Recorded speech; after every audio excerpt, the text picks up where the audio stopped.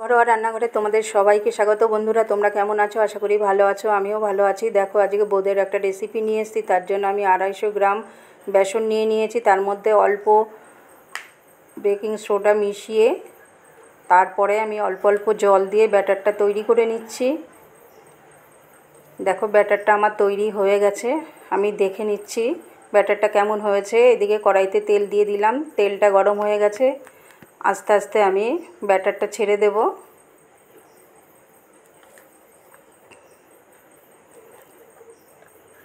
তারপরে আমি নাড়াচাড়া দিয়ে বোঁদেটা আমার হয়ে গেছে, তুলে নিলাম।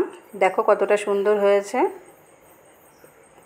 পাশে একটা পাত্রে আমি জল নিলাম 1.5 কাপ, আর 1.5 কাপ চিনি দিয়ে আমি ভালো করে ফুটিয়ে নিলাম। তার মধ্যে দিয়ে দিলাম গোলাপ জল, ঘি আর পাতিলেবুর রস, যাতে গায়ে না জড়ায়।